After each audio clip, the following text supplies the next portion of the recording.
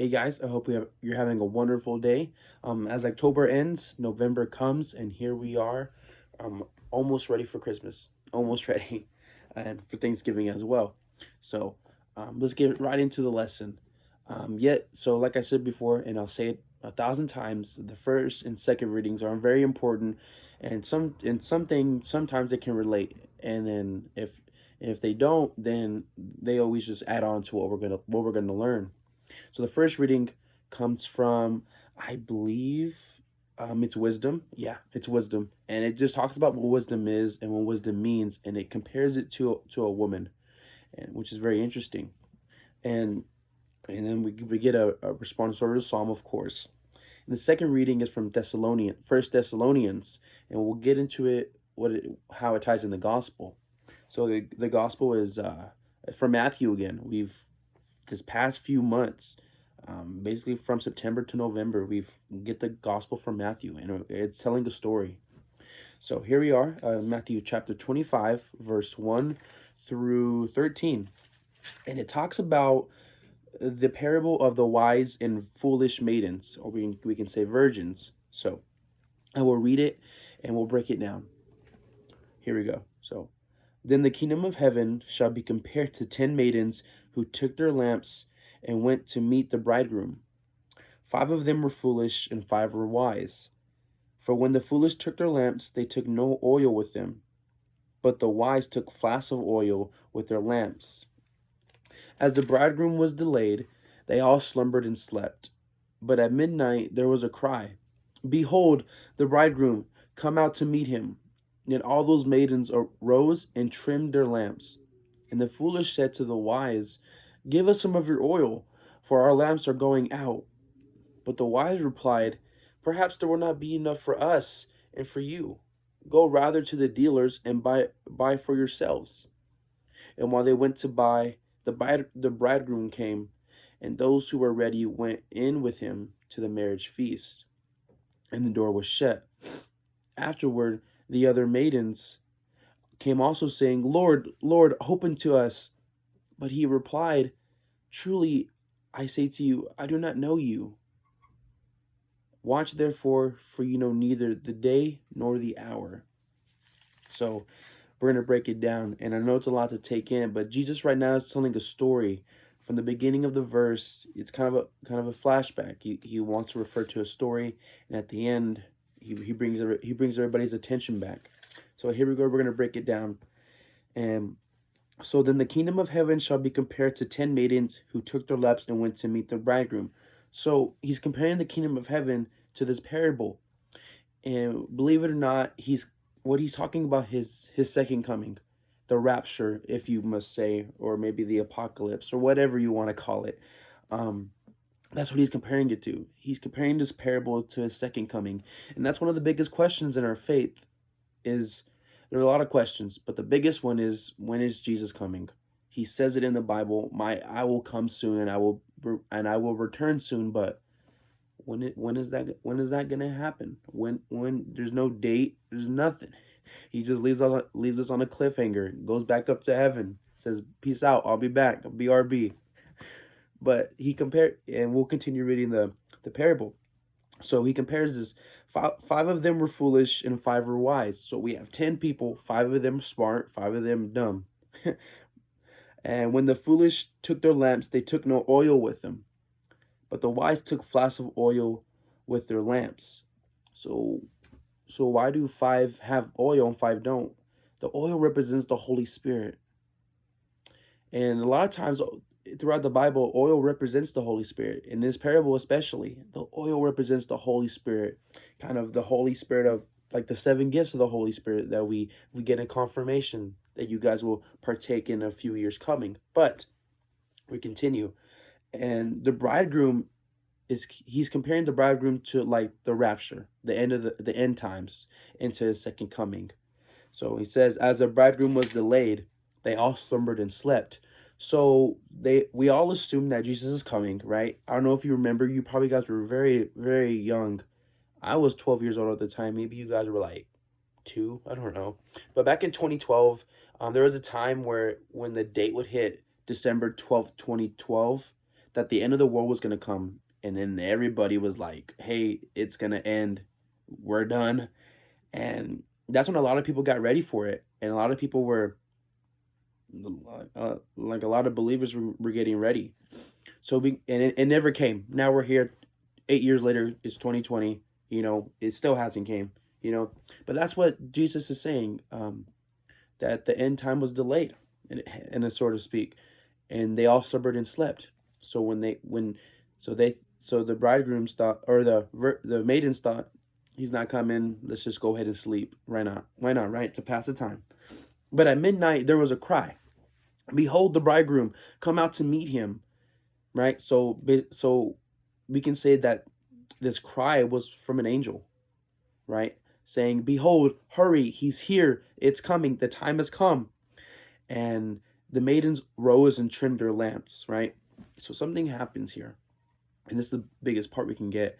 And the foolish said to the wise, give us some of your oil, for our lamps are going out. But the wise replied, perhaps there will not be enough for us and for you. Go rather to the dealers and buy for yourselves.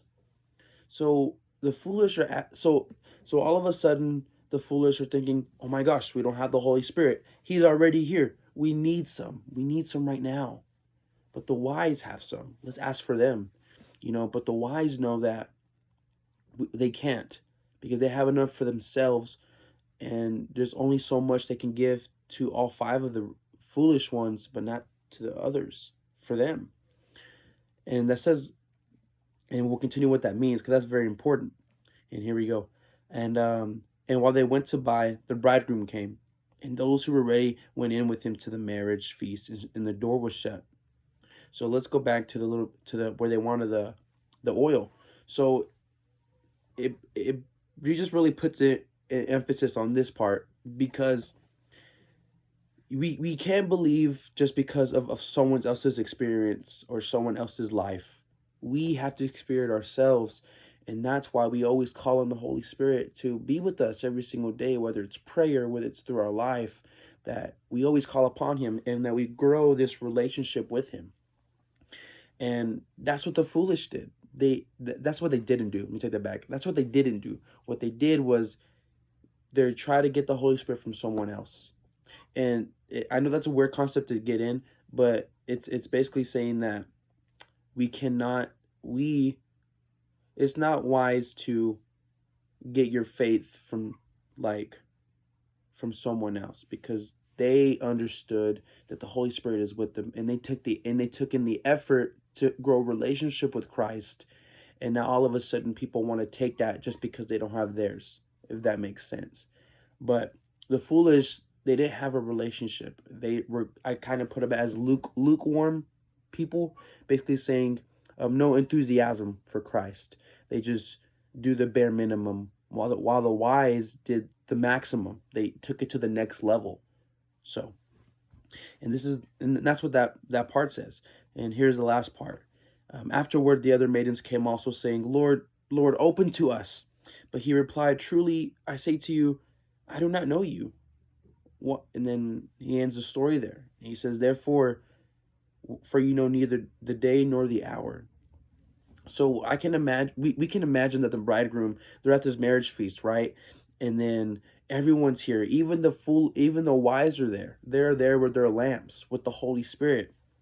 And then we can kind of think they're crying out. We're getting they're everybody's getting ready for the wedding feast, and we can see that Jesus hears a cry outside from the room, saying, people saying, Lord, Lord, open to us. But he replied. So we can kind of see Jesus opening the door and saying, yes, who's there? And he says, and we can kind of think that maybe they said, we're your friends, we're your friends. We're here to be with you. And we can think that what they said was, what Jesus said was, oh, hold up your lamp so I could see your face. And they said, we don't have any. We can't see. We have no oil in our lamp. And Jesus says, well, why didn't? And I kind of think it's a little story, but he could say that. So why didn't you come when I called? And maybe they were speechless. And then he says, truly, I say to you, I do not know you. So that's the biggest part, is that these lukewarm people, right? These lukewarm people, maybe we can we can kind of think of it as, Lord, Lord, open up to us. Like, I'm a good person. I fed the homeless. I cared for the sick. I went to church every day. Why, let me in, please. But Jesus sees that even though they did all these things, um, that they don't have the Holy Spirit with them. And then he said it. He said, I do not know you. So we can kind of take from that um, perspective of, if we don't have the Holy Spirit, then God doesn't know us and he doesn't recognize us. And that's the biggest thing that we can get from this, is that we can we can do all the things we can and be a good person as we can, but if we don't have the Holy Spirit in us, then there's no way we can be with him. We must have the Holy Spirit with us. So my question for you today, for this week, my bad. This week is how can we become wise instead of foolish? And how can we do it? And that's by having the Holy Spirit with us and in us, and asking for prayer, and praying not just when we have time, or when we want to, when something goes bad, but growing that relationship so we can develop the Holy Spirit. And one day, when, Lord forbidding, when the time comes, we can say, hey, you have it, and I recognize you, and come be with me in heaven. So the last place we want to be is where the foolish were. So the question is for you guys this week is, how can we not become foolish and start becoming wise, and to start being ready for when he is about to come. And that's what he's saying, is to stay on your toes, be ready, because I'm going to come one day. Ready, if you're ready or not, then I'm sorry, but he has a set date. We just don't know it yet. So that's all I have for this week, guys. If you I'll see you next week, and we'll see how it ties in the next week. So y'all have a blessed day, and I'll see y'all later.